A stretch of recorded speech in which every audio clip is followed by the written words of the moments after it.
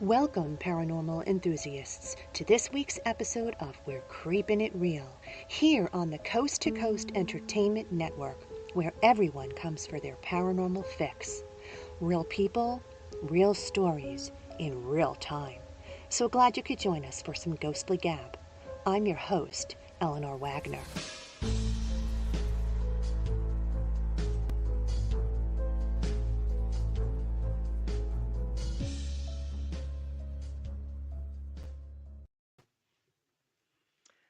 As always, I appreciate you hitting the subscribe tab, follow button, or show app on your podcast of choice. Everybody give a hello shout out to our Coast to Coast techie, Chris Mabry. He'll be working hard tonight to help us run smoothly. Got some great news. Coast to Coast Entertainment Network is now on Amazon. That's right. If you as a listener have this wonderful app, you can watch all Coast to Coast's live programming directly from the app, and you can even go back and watch previous episodes.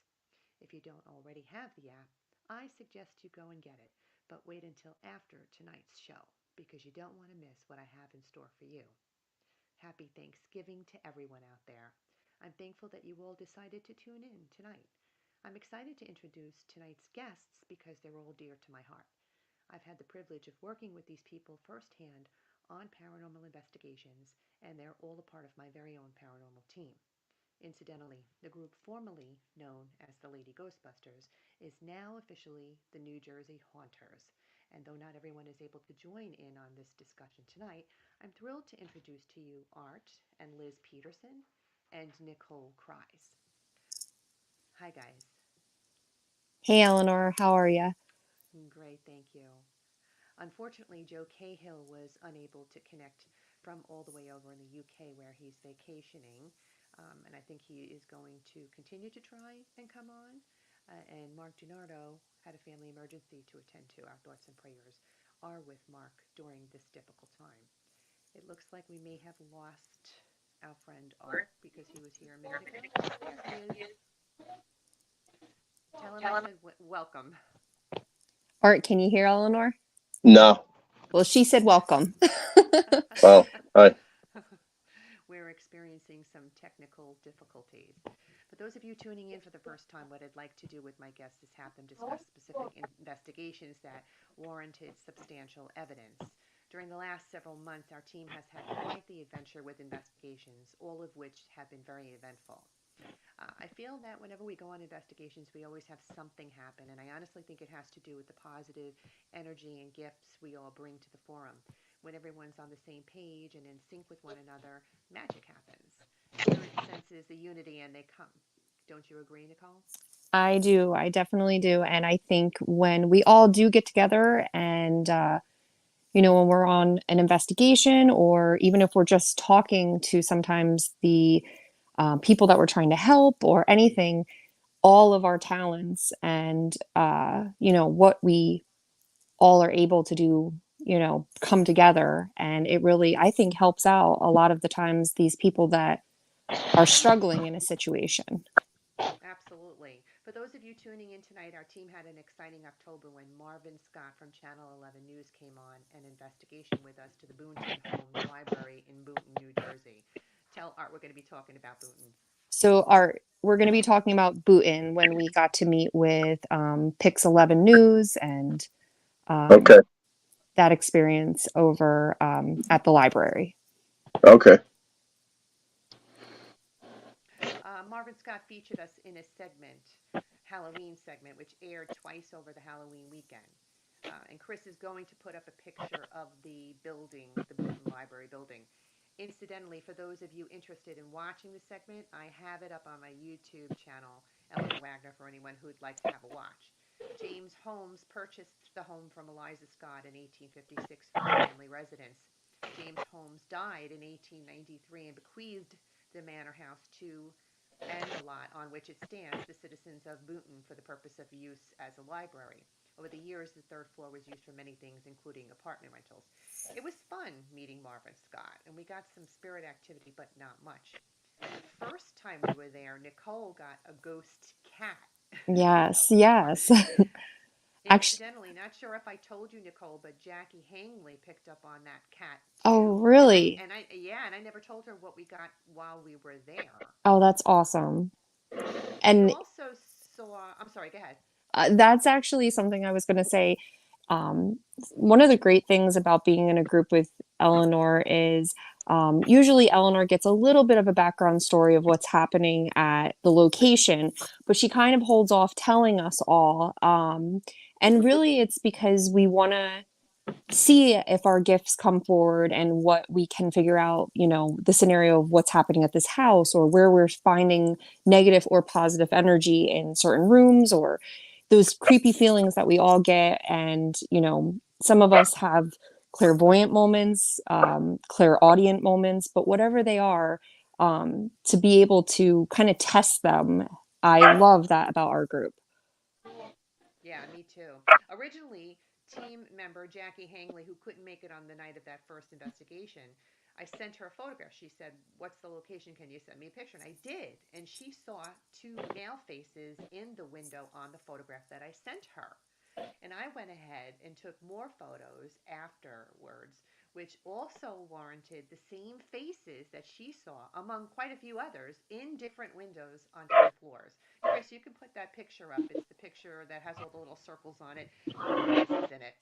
I thought it was kind of crazy because when you look, you can see, especially in the upper right, you can see the two faces below, and those are faces in the windows on a third floor Yep.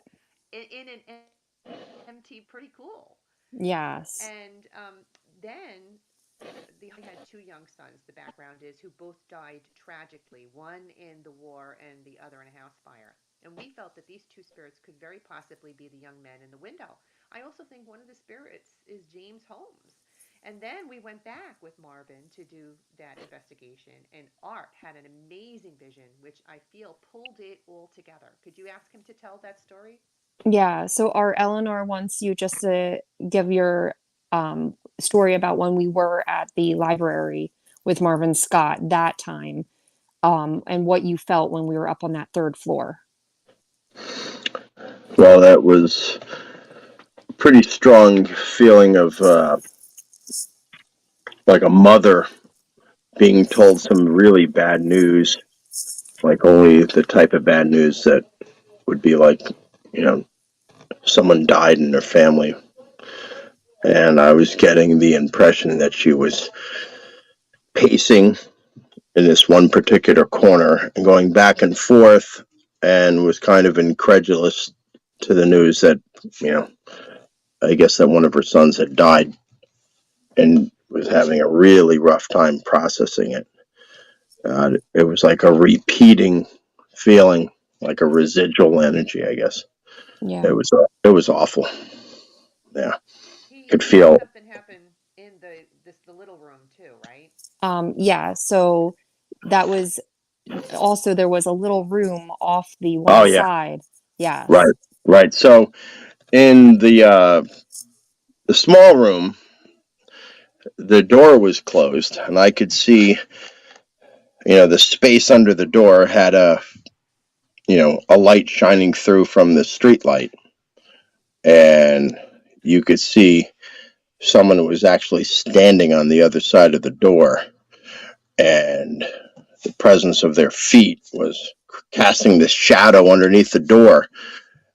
And as soon as I noticed it and said something about it and started to move towards the door, it was like they knew they were heard or listened to or found out. And then they moved off to the right side if you're looking at the door and opening up the door and there's no one there.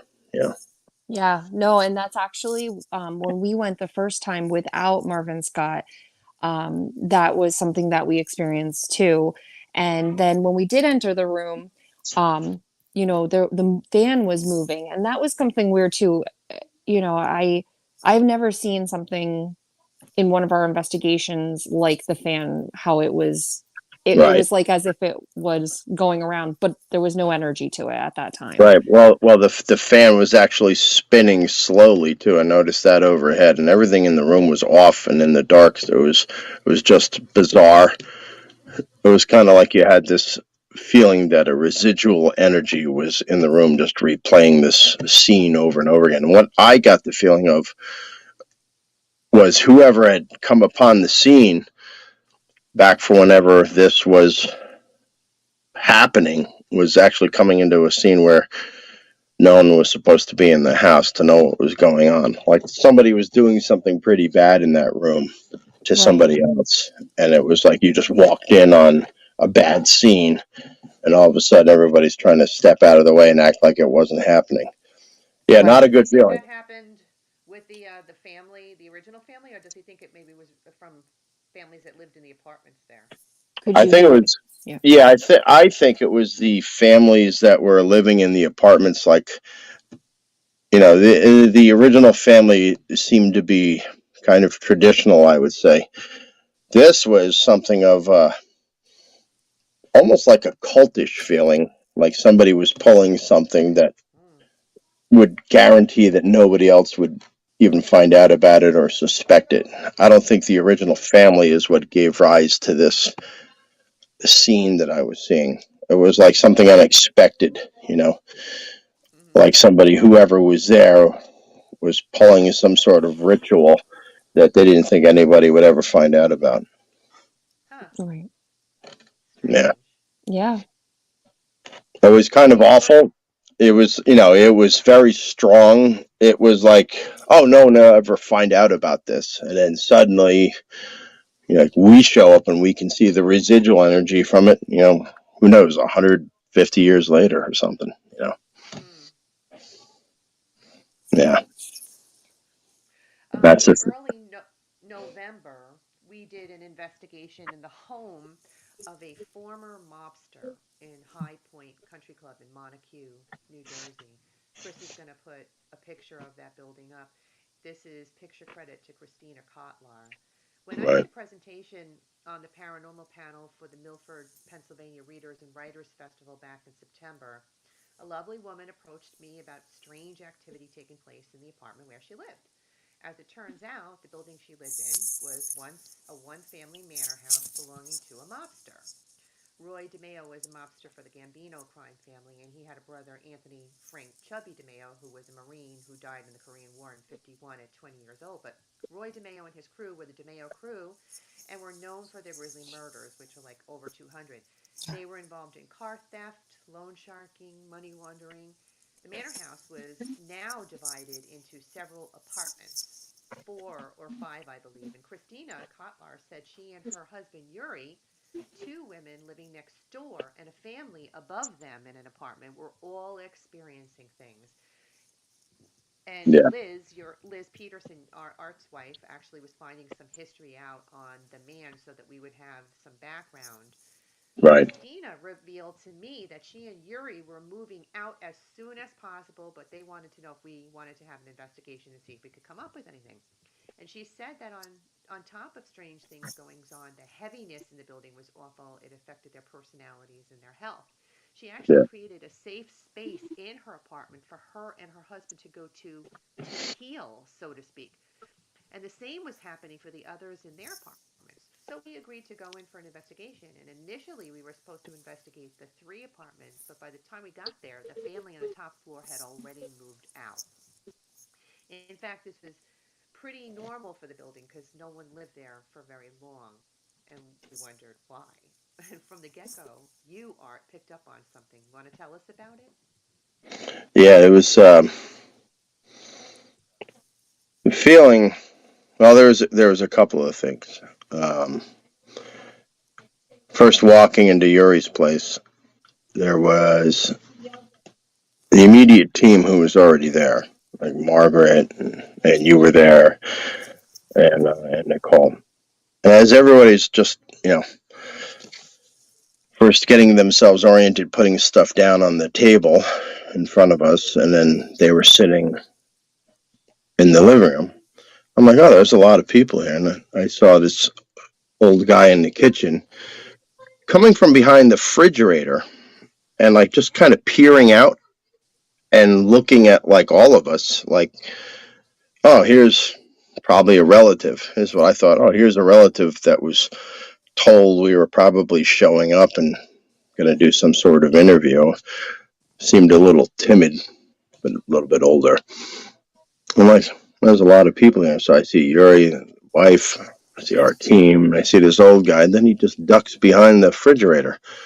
I'm like, yeah, somebody's hiding. Probably doesn't want to come out and talk.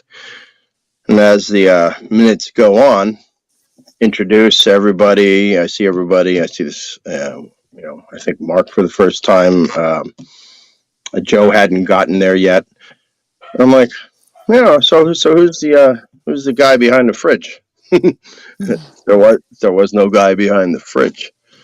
So later on, it turns out the doorway that is there was a converted passway between the two apartments that was converted into what looked like some sort of pantry and was left like that, but it indeed was a passageway between the two apartments originally before both sides were turned into pantries. We found this later when we went into the other entrance to it on the exact opposite side in the other apartment. So the old man seemed to me like he was some sort of lookout for who's coming in the door. And later on, it feels like a residual energy of a ghost of somebody whose job was to watch who's coming in and out of the door. So that was the very first thing, straight off. Realizing that there was no one there. After everybody was talking, I'm like, who's that guy? I'm like, what guy? Oh, the guy behind the fridge. Right. You thought he was part of the team that night. Yeah, I really did. It was not ghost-like, see-through, white. He just looked like one of us, flesh and blood, like, I don't want to see you, and just kind of ducked behind the fridge. So after we had a little chit-chat, I walked into the kitchen, and I'm walking behind, flipped the fridge, I'm like, who's hiding out back here? And there's like no space for anybody.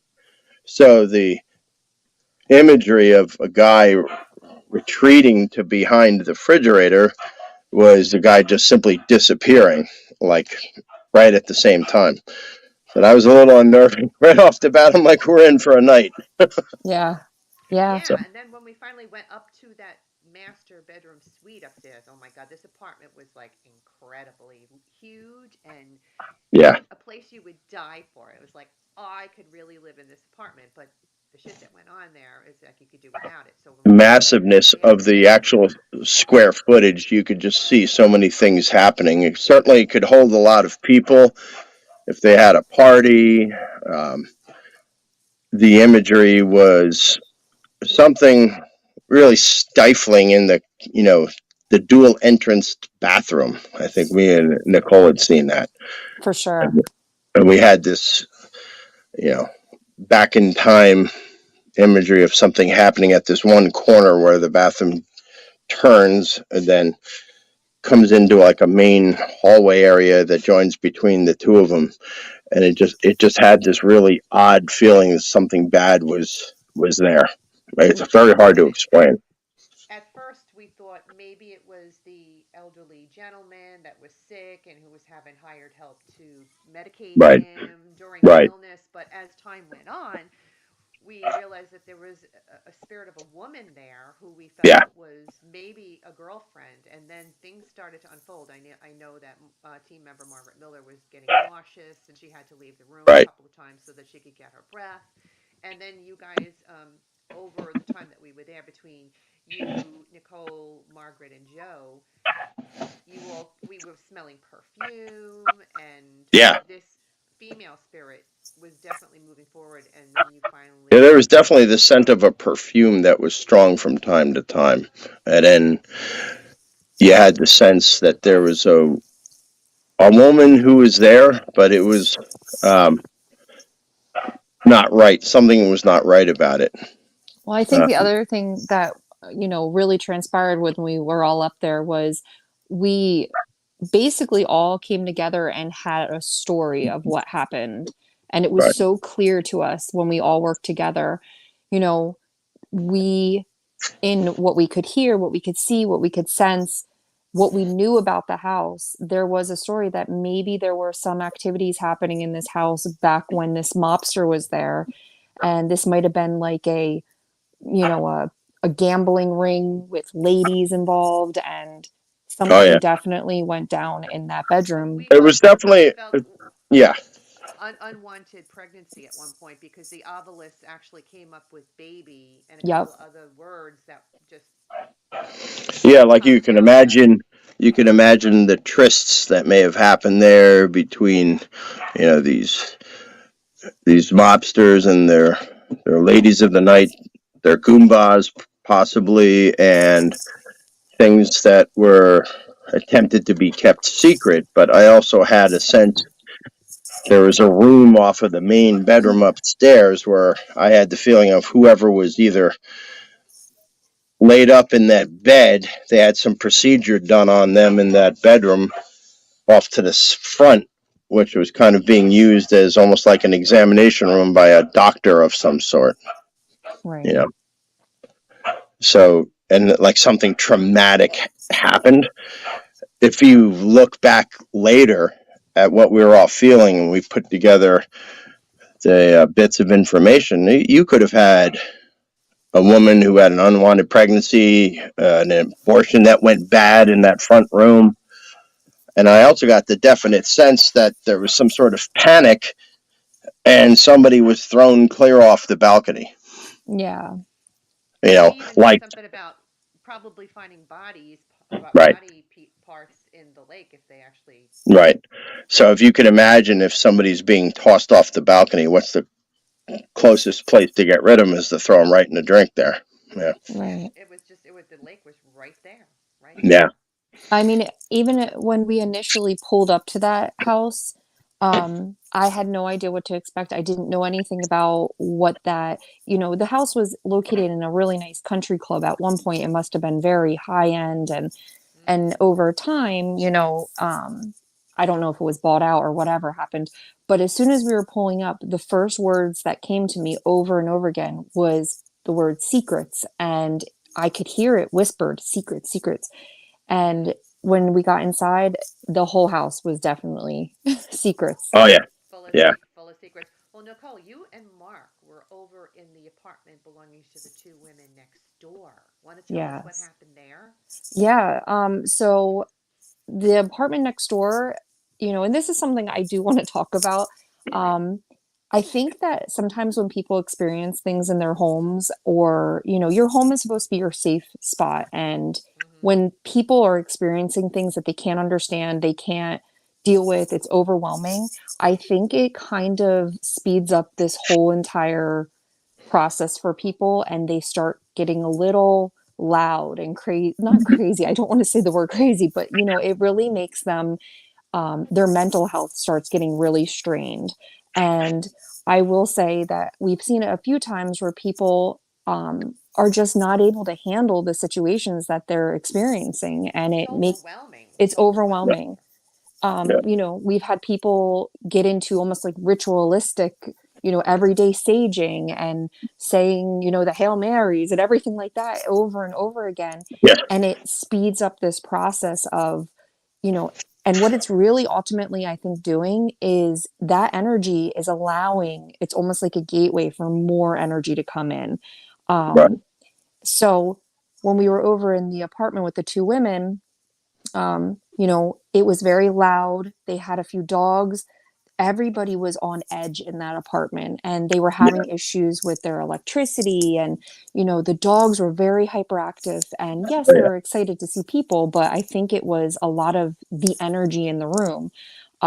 So I kind of shut down in those situations. Unfortunately, I don't pick up on anything. I'm just trying to like clear my own Right. head. Well, I Um, gotcha. So, but from that point, what I can do is, because I've seen this happen firsthand, is there was a couple of key things everybody was saying, and then all of a sudden these triggers just came out, right? And the one woman went immediately into hysterics, crying over her dog, and how close the dog is to the end of his life and whatnot. So everything had a level of drama attached to it that we could possibly talk about. I just walked in there, and all of a sudden it was like crying Overwhelming. over this, crying over that, and you mentioned just the right word of something, and all of a sudden the one just went off. And then I looked at the other one, And she starts describing all sorts of things that are happening in the place. And I'm like, all right, well, I want to go downstairs. Something's drawing me to that basement. So let's go have a look. So we go down the stairs and you see this what looks like a a room that was converted to a bathroom later at some point, but what it looked like was a space that you could imagine people were taking body to wash off the blood after they've disposed of whoever. That's the immediate feeling I got, like this was a washroom to clean someone before you're going to take them out and get rid of them. So everywhere I walked in like this semicircle around the entrance of this room, I felt like I was walking around a puddle of blood. Like, don't step here because you're going to step in the puddle of blood. That's the immediate feeling I got. And that's pretty unnerving. And then I start to hear from the other roommate, their involvements of going to places and bringing back, articles that they stole from different asylums. And all of a sudden, you're finding out that these two were delving into things of the occult that they had absolutely no experience or even any kind of idea what they were doing. So, what they unintentionally brought back with them was a gateway to another dimension where whatever evil entity was attached to it had the free reign of just dominating their domicile. And then it was like the battle of the two evils. Yeah. Right. Definitely. So Nicole, when you and Mark were upstairs, and all of a sudden the door. Tell about the door. Yeah. Well, I came upstairs from the basement, and again, a lot of noise. And when I walked into that main room, the door was slamming shut. So at first I thought it was one of the dogs. But then I realized the dog heard it too, and she jumped off the couch and was headed towards the door to see what it was. So I immediately said, "The door, the door." I couldn't even get my words above all the other energy and words in that room, though. But Mark did look over and he said, Well, "Wait a minute." he Right. got it on audio and he sent Right. it to me so that we could use it tonight. And Chris is going to run so you can Oh, actually hear it. And he says 40 seconds in, you can hear the door close. Why don't you yeah. run that for us, Chris? Craziness. He's deaf. He's all but deaf. He really is. He's 17. It takes a lot for me to get him to answer to me.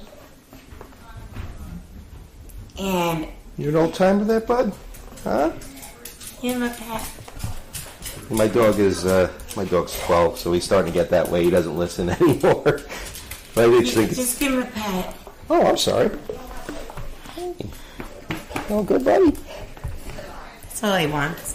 All he wants is to smell you and to say, we're Somebody just good. open the door. Yeah. There's a dog right there. No. The dog just ran over to it, but somebody just opened the door. You didn't see that? I heard it. I Somebody didn't just see opened the it. door. I thought it was just a dog. Nobody walked in recently, I right? put it And then the dog just ran over to it. this ways and he, that's what I was just saying to him, he's deaf. This boy's deaf. He can't hear. That door, I came around the corner and the door was closing. You heard it. I heard it. And then I thought this dog went outside, but he was laying on the floor. And It's craziness. He's deaf. He's all but deaf. He really is. He's 17. It takes a lot for me to get him to answer to me. yeah. And You don't time with that, bud? Huh? him a pet. My dog's 12, so he's starting to get that way. He doesn't listen anymore. But I just think Just give him a pet. oh, I'm sorry. That's Jeez. too funny, but you could see that you guys you clearly were pointing it out, and he said he heard it, and she was just so totally oblivious to it happening, like she had Yeah. no clue that it Yeah. had happened.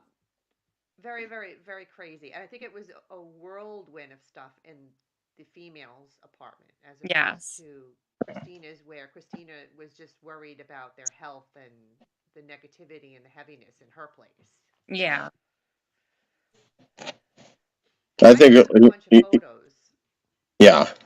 Go ahead. I'm sorry, Art. Go ahead. Well, I'm just saying the feeling that I got was two roommates that were messing with the occult that had really almost no idea on any of the aftermath that could happen. I mean, when you're a newbie to any of this, you think, oh, it's something novel to do.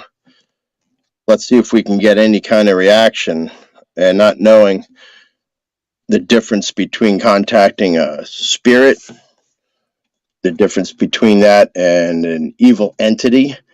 You wouldn't know the difference because the evil entities can imitate people that you're familiar with, making you think you've contacted someone you know. Meanwhile, they're imposters, and they're doing everything to basically try to harm you through familiarity.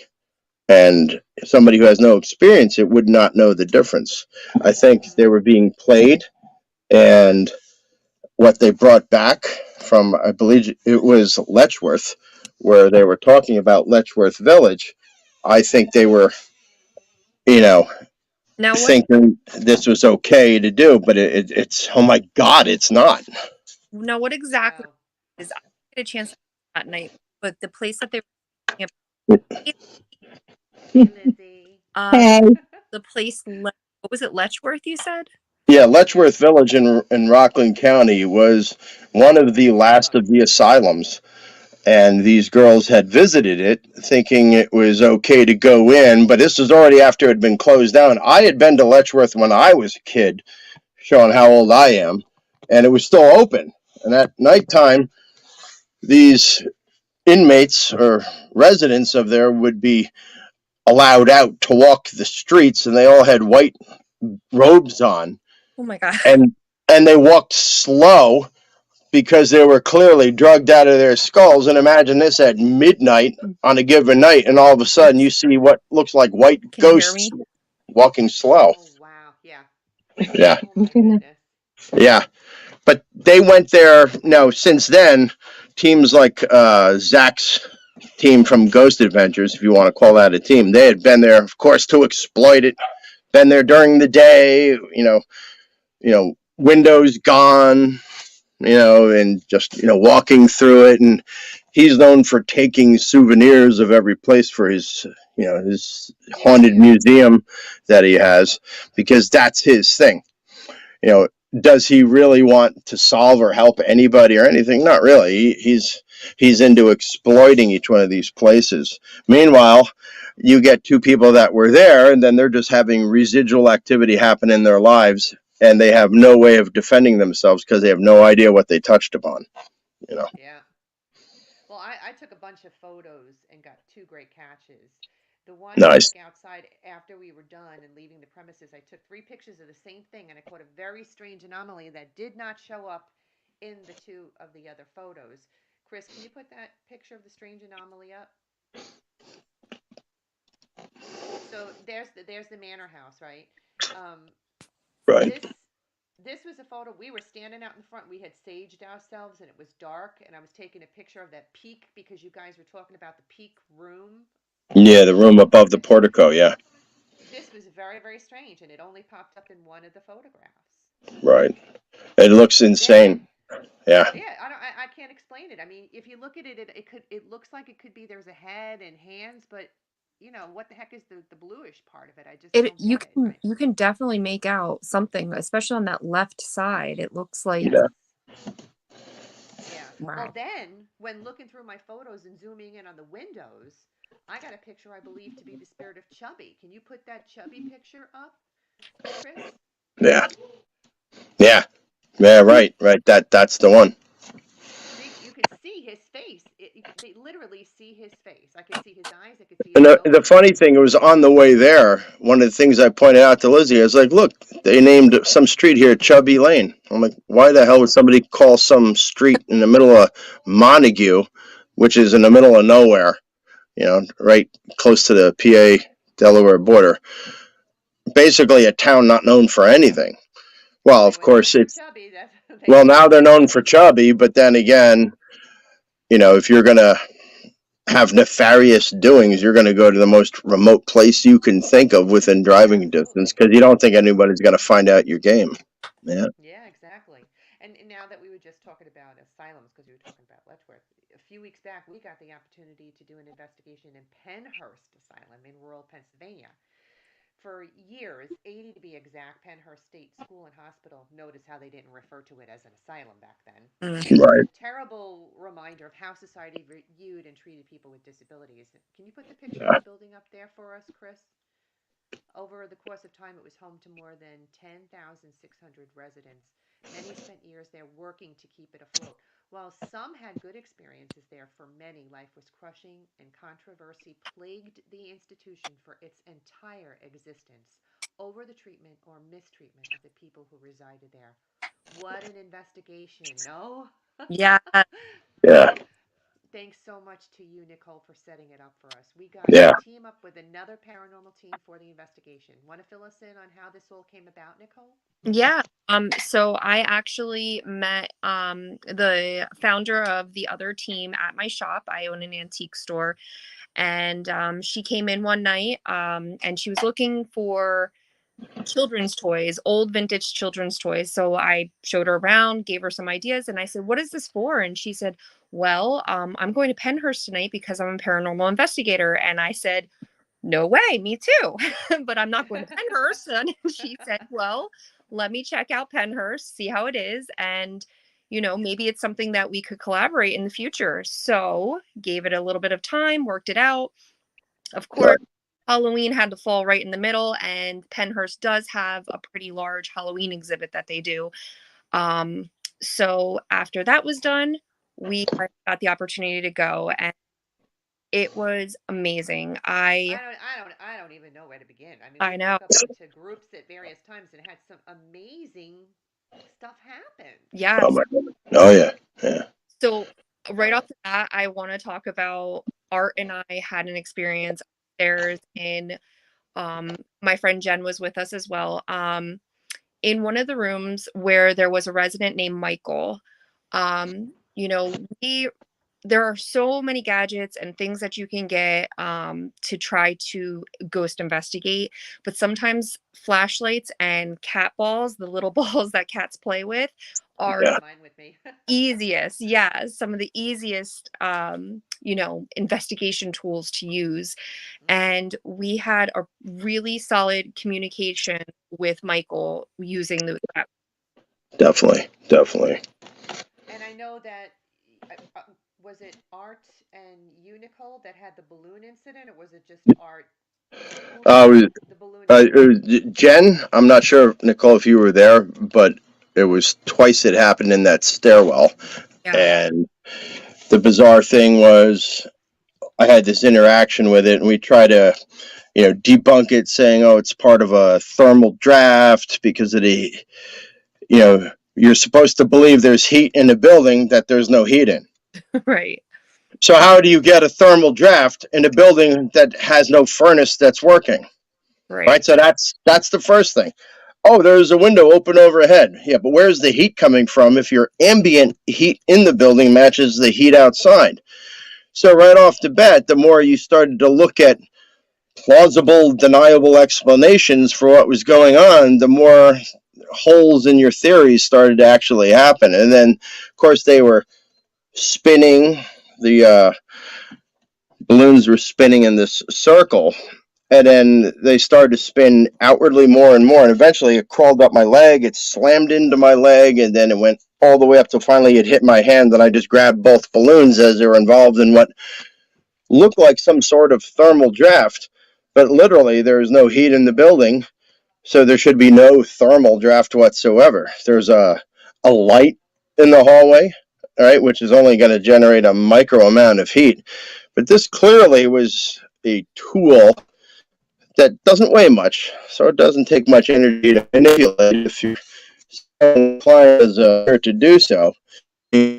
After a bit of time, it was able to and I think it came up either not or something. Well, maybe we can debunk this, and then as soon as it started into my head, I stepped out the window. So you got to see it. You had the video that you took, and you have it for us tonight. So Chris can run that footage for us so we could watch the video. Yeah. So I shortened it down so you could see like the gist of it. The lead in was talking out in the air. Jen was talking to the spirit and trying to see if we could get it engaged more. Then all of a sudden it just started to climb towards me all at once. And then both of them started to do it. So it looked pretty deliberate, like intelligently done. Yeah, like it was interacting. Can you Right. run that footage for us, Chris, please? Can you maybe go up to the window again? Can you bring it back up there?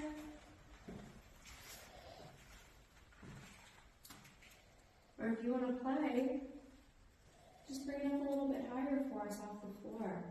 Can you do that? Thank you. I see you trying. Make it go up higher.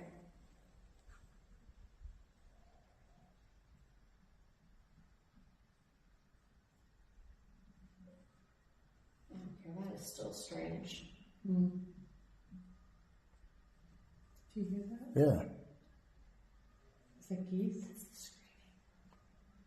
I think it's geese. Is it geese? I think. Hi. Hello. Hi. Wow. All right. Bumped into my kneecap. Well, that's interesting. If it's just you here, you were in the purple balloon, can you maybe pull the string on the white balloon or the shiny balloon that's up here? Can you switch and pull that one instead? Let's pull it down. This one's moving.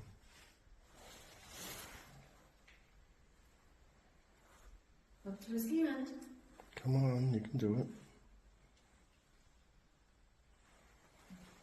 Up to his fingers.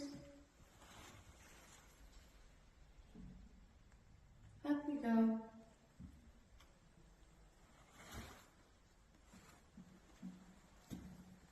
That is so weird. Why would it be spinning like that? The only idea I can think of is, Draft. yeah, that's the only possible explanation. Like if we were to actually get him to bring it up to his hand or switch out balloons, That's why I wanted to then I'd say, oh, there's something to it. But Right. without It's that, just it's almost odd. like it debunks that it's not. Yeah. Wait. There we go. Thank you. Okay, see. Thank you for All right, doing so that. now I believe that it's possibly something. You understand what I'm saying? Yeah. Okay, thank Awesome. Yeah. I remember saying that and then thinking, oh my God, they Yeah. really wanted to prove that it was them. And something similar to that had happened to you guys before, because I was there with you when that happened, Art, but it had Yeah. happened to you guys earlier, right? Yeah. So that was my second time at the stairwell.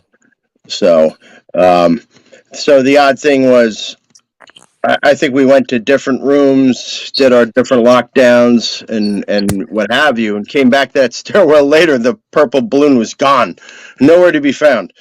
I went the next floor below, searched the whole floor, no purple balloon. Went to the entire rest of the upstairs of that stairwell, no purple balloon in any room, anywhere. It was gone.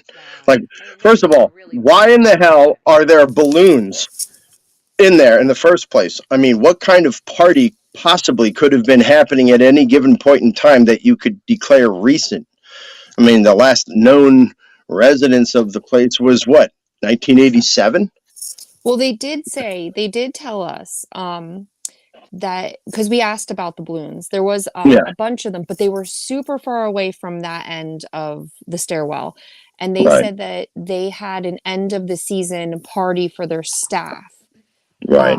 So they did have like that going on.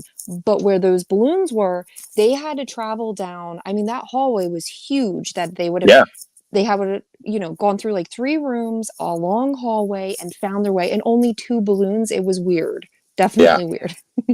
Yeah, and he was really bothered when that purple balloon disappeared. I mean, he went Yeah. all over the place to try and Yeah. Yeah. find it and could not find it. It was the strangest thing. It was And deliberate. then, It was like it's only meant for yeah, your eyes to see it. Yeah. Hmm. yeah, yeah. And then when we were in, I believe, the children's section of the asylum, we had that encounter with the shadow figure. Oh Right. Were yeah. you there with us, Nicole, when that happened? You were there with us No, when that happened. I was Oh, not, but okay. oh yes, down in the basement. Yes. Yeah, the Yep. basement. And then we had the red light, and then we went dark, Yes. so we could see the shadow creeping across the floor, and it just started to block out any of the rays of the red light, and its mass was basically opaque, where it just blocked out the light from downstairs. Yes. And at So we first got you that guys, on video. at first you, I mean, I heard you guys and you were talking about it and you were like, oh my God. And then I went over there and I'm like, what are you guys talking about? And all of a sudden I saw it and I saw it moving Yeah. forward. Yeah, To our request, it just kept coming closer and closer. And yeah, I could actually see this shadow moving. And I was like, oh my God. And oh that's yeah, the footage you brought. Well, you brought that footage with you too, Art. yeah, yeah, So, yeah. you want to run that one, Chris, for us? That footage, please? If there's going to be any difference.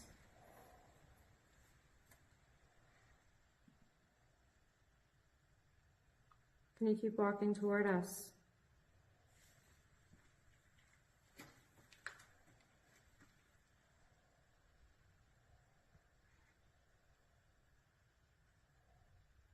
Can you make a sound?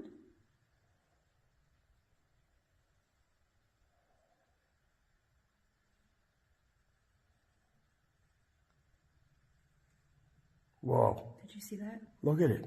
It's moving. The shadow's Oh, moving. no, my, yeah. The shadow's moving. Oh my god. Yes, it is. It's crawling on the floor. Oh my god. It's crawling on the floor. Oh, my God. Sorry. Look at that. Holy Oh shit. my god. Yeah, well, where? Is it human? I don't know. if Don't it's lose human. it. I don't think so. Don't lose it. Tilt your phone up a little bit more.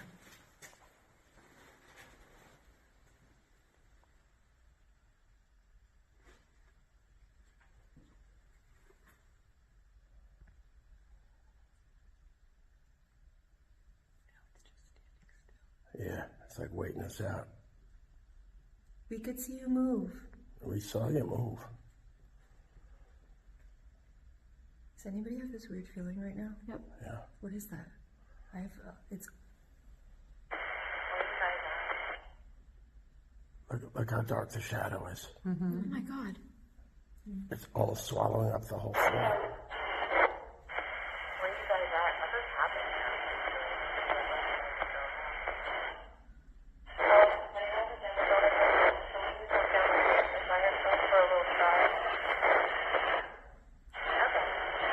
I wish they'd stop. I'm gonna turn the walkie off, honestly. Hey,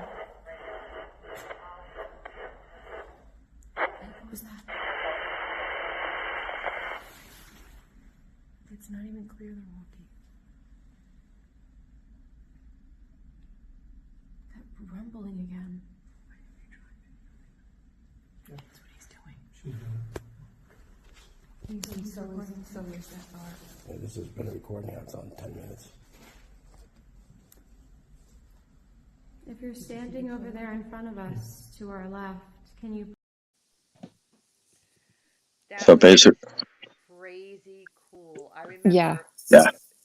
not I mean, believing I recorded more of that, but yeah, but the longer it went, the larger the file became for transfer. So I clipped it down. All my clips were 2 minutes 30 and under. Otherwise, they'd be deemed too large to transport.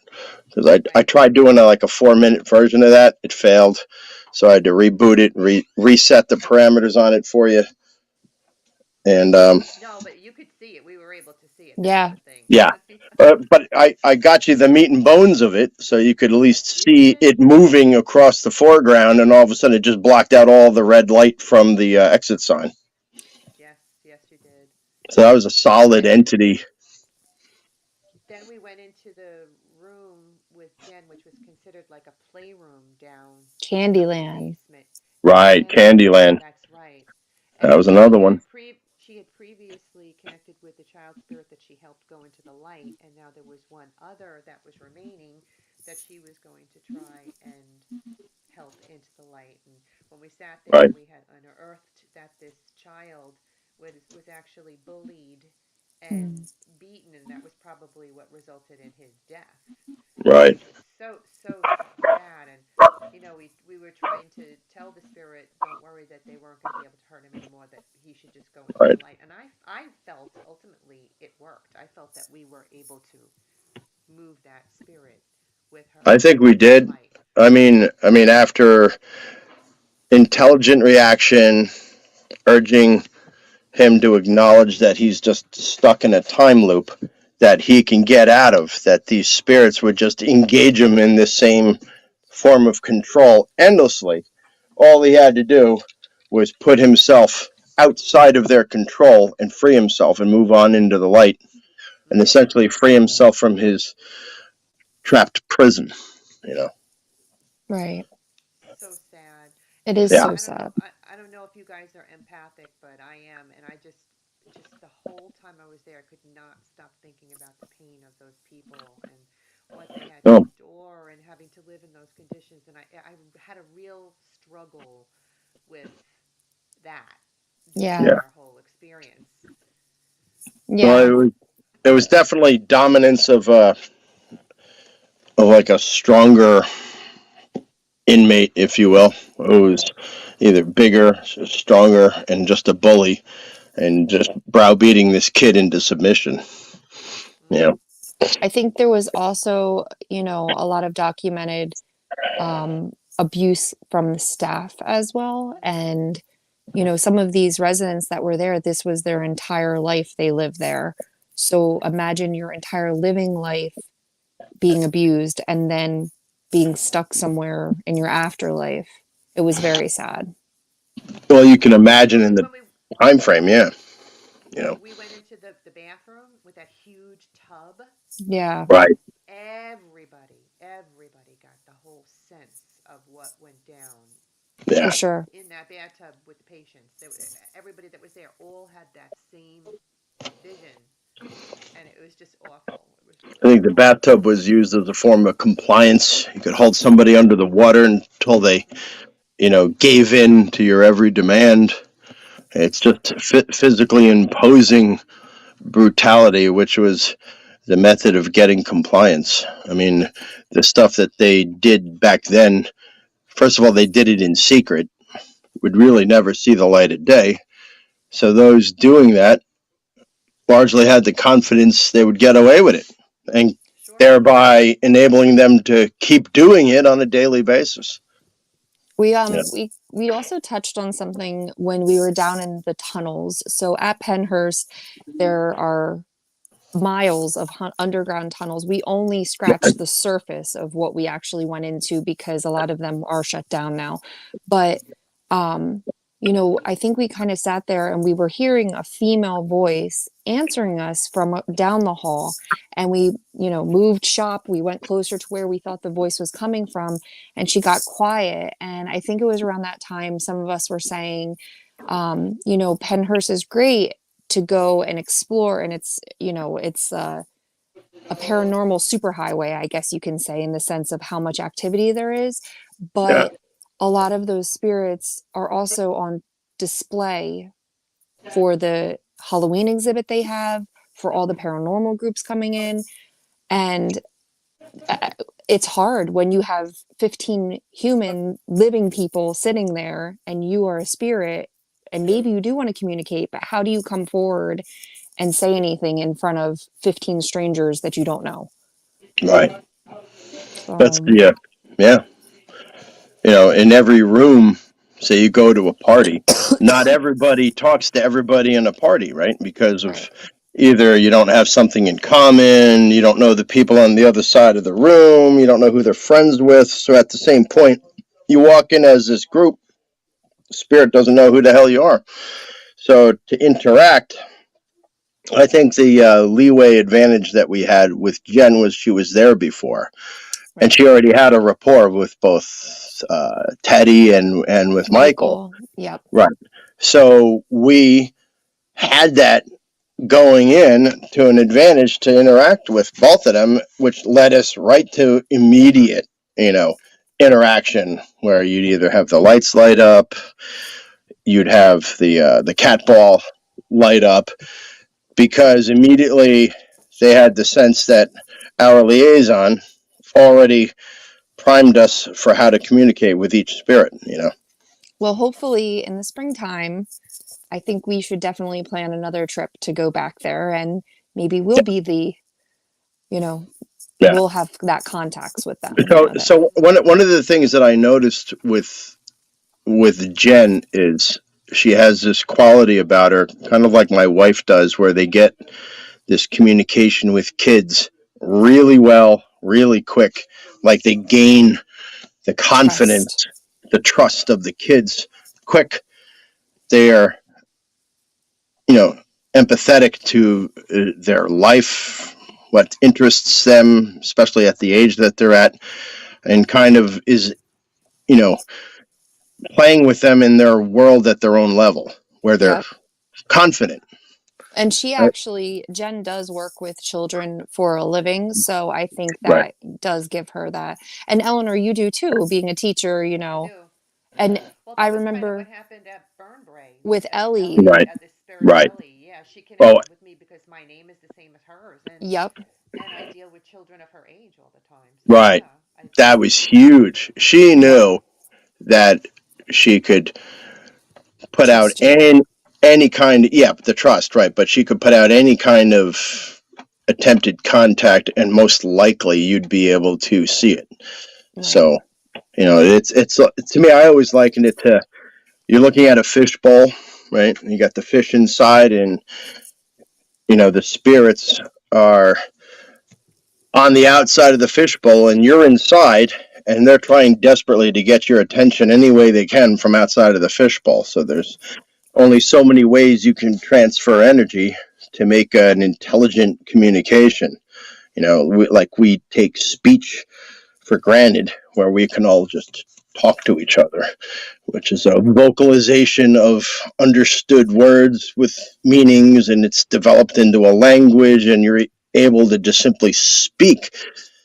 But when you take the speech out of it and you have to communicate through every other means, that's when it's the hardship for the spirit to contact you. Those who are most empathetic will hear and see more of all these different signs, and they're going to have a better rapport with those who they think are going to see them first. Mm-hmm. So I know that when we go back there, Mark, who was unable to come, really wanted to come. So I know that he's going to look forward to for sure the next time. I think also the two groups combining, New Jersey Haunters and my friend Jen's group is Redbird Curiosities. I think we each have our own, like what you were saying, how Jen is able to communicate with children, but they also had really interesting and different tools and techniques in addition to very similar that we do. And that was cool seeing another group in action. So there's in time we can always do the gadgets and everything, and which in this particular case Margaret would have been our gadget queen. So the fact that it was that cold, she definitely would have had some physical issues and whatnot, but if we can get her to come out in the spring and have her come out with everything that she's currently got, and who knows, we may pick up some things along the way. Sure. I think in the end, that's just a presentation vehicle for people to see. The actual communication of them communicating with who they're most interested in is actually the main get, if you look at it. So one of the things I felt with Jen was kind of everything that I felt about different parts of the whole place. I could feel that she knew to ask the right things, and had already been there and had already asked the things I had the urge to ask.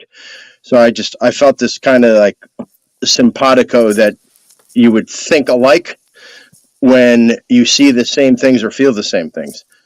So what was funny was, Nicole, you tried sending me her profile for me to find her on Facebook, and every time I tried, I got kicked out. Like Oh, the Facebook would just dissolve my attempt at finding her. And then she said the same thing happened to her trying to find me. And oh, she that's was like, weird. and she said, I don't know how I'm going to find you, you know, later. I scrolled and finally I didn't get kicked out and I clicked on it before it disappeared off of my page. And then finally she sent me a text through Messenger saying, finally you were able to find me, because every time I tried finding you, I kept getting kicked out. It was Wow, like that's really we were being kept from talking to each other. wow. Yeah, So, yeah. and it took like a week and a half later for it to finally happen. And I'm telling you, it was a pain in the ass. I'm like, this is deliberate. So Yeah. whatever happened there, we're on to something, and whatever may have come back. I mean, I saged the hell out of myself when I got home here that morning. Lizzie said, "You're not to come into the house. I don't care what time in the morning it is, getting back from PA.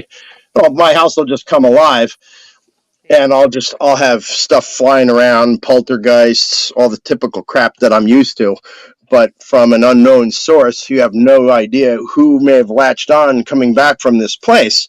So I'm like, I got to keep this to where I have some degree of, normality where I can actually And sleep. control. Yeah. Right. Or the illusion of control, right? Right. So I can actually function and sleep and then go about my regular day's processes. I mean, when you dabble in this as a hobby, at some point, this is going to be way more than a hobby, I think, for all of us. I think this synergy that we experience with each other is leading to something pretty large in the works. Yeah. And I think meeting up with a team that is headed up by Jen, I don't know how talented the rest of her team is, but she is this conduit.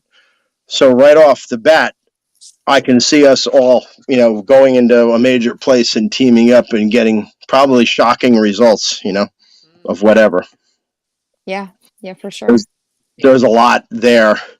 So when you have a whole team kind of tuned into the same radio channel, you can get a lot of information. And at that point, It's funny. yeah, Going to Paracon this past October, I was able to meet so many people in the paranormal world, and they're just lovely people. They all want to help each other out. They all want to get to know each other. And coming from that, I had people reaching out to me in email and messenger, wanting to be my friend. And right. just making these connections, I feel, is a really good thing, and it'll open up our world to meeting Well, other here's the thing. It's all in your, teams. yeah, to me, it's all in your delivery. Having been in this for well over 20 years now, the world of paranormal and enthusiasts, and I would say psychics and readers and empaths and clairvoyants and all that, it's a pretty small world of those who are practicing it. So there's a lot of stepping on the toes, and somebody wants to be the first to discover something, and so on and so forth. And you can hear it in somebody's tone of voice what their intentions are. You can hear the cynicism, uh, the oh, I'm smarter than you or holier than thou, and all that. Unfortunately, it becomes a battle of egos and who thinks who's got more talent than who. My bottom line is, well, if you put the egos aside, let's take a look at the forensics, right? Bring some clairvoyants in that have possibly different vantage points of the same events happening, and then put it together into a dossier of, an outline, and then you're able to go back and take a look point by point. Which one of these things in forensic history actually happened? Once you start seeing that there's a checklist that you can start knocking off, and all of a sudden, if you're nailing it 80% plus on point, you're basically giving them the genuine goods on what's happening. Now, what you do with it is another thing. My thing was, not to out anybody, but we've had past team members that all of a sudden thought they came into their own and we're going to do our own thing. But Eleanor, with you, you've always kept an open mind to those who have talent. Like, you didn't want to either stifle them, you wanted to simply bring them into the fold to see what they can do to enrich an investigation and bring more foresight into something, rather than sit there and stumble around with a couple of gadgets. I mean, you can go on the net, go buy a K2 meter and think you're a psychic. Right. Yeah, Amazon, you can get it all from, which I buy my Right. stuff from Amazon, but there's a little bit of something more behind it. Yeah. So the thing with being a clairvoyant is you don't need any of those things. You just walk into a place. It's like you close your eyes and you can see a movie reel, and all of a sudden you just describe what you see and just see how accurate it is. Because if Yep. you go And by then first impression, yeah, and then when everybody puts their piece of the puzzle together, everybody's right, in sync with that positive energy, you always end up coming to some kind of ending, yeah. some kind of explanation. Well, so this is what I've found with our immediate assembly of what I would consider our regular six in our group. In or out of whatever guests that you have as an adjunct that come in, our immediate group of six, we've solved quite a lot of things in a very short amount of time. And there's Hmm. like consistency to it. So I'm thinking we're onto something, you know. Yeah, Yeah, you for got And sure. you, keep doing it. so you And if you, I've said this to you before. I don't feel like anything's a coincidence. I feel people come in my path for a reason, whether it's a learning lesson or right, to help Yes. them on their journey or to help us as a group, and I try and right, try to learn what that reason is. Yep. No, I agree with that too. I mean, the way I met your group, when I met you initially, Eleanor, it was not a coincidence. Nope. Down to the first investigation I did with you guys, that person's house that we were going to that evening, she actually ended up walking into my store that day, never met her before, and sparked a conversation. I And then remember that. Yeah, right. that was not a coincidence. That's kind of an amazing thing. You start to see how it's brought together. amazing, Yeah. but Yep. right. Well, guys, this was awesome. So much. Thank you for spending your Thanksgiving with me for a little Oh bit. yeah, of course. I really appreciate that. And I really felt like these were investigations that warranted a discussion. And I feel like we're finding out a lot of stuff now. And I think that I would love to have you on more often as we continue to unearth wonderful Definitely. things on our investigations. For sure, for So sure. thanks for coming on. I look forward to You got it. doing many more investigations with you, and hopefully we can have the other teammates come on the show too, like when they come back and when life is good, and they can give us their input as well. Definitely, Yeah, definitely. sounds That'd be good. great. That'd be great. Yeah, All thank you, righty. Eleanor. And Yeah, all thanks. right, guys, Okay. Have a good night. I will All talk with right. both of you soon. you All too. right, bye guys. Okay. And Bye. thank you, Techie Chris. We couldn't do it without you. If you liked listening to this week's episode and you're into all things paranormal, check out my other show, Eleanor Wagner's Strange and Scary World podcast out of the Paranormal UK radio network, which is available wherever you get your podcasts. I'm really excited to announce my new book, Sussex County Hauntings and Other Strange Phenomena, Part 3 came out on Halloween. Yay! Get your copy in time for the holidays. They make for great stocking stuffers. If any of you are interested in reading any of my books, you can find the links to them on my website, authoreleanorwagner.com. I write about the history of the town and location. I add the paranormal story to the mix and finish it all off with photos and evidence. And if you're looking for something unique, this Petite Atella is a 33 card system based on the 18th century Piquet deck, offered in collaboration with Rose Moon Grotto. This is a self published oracle deck which features antique playing card art on the cards that have multiple meanings depending on the positions and pairing. Much information can be obtained from a relatively small amount of cards. They come packaged in white tuck boxes. Electronic meanings and instructions are provided, and they sell for $34.95. Anyone interested in purchasing a set in time for the holidays can email me at authoreleanorwagner.com to place your order.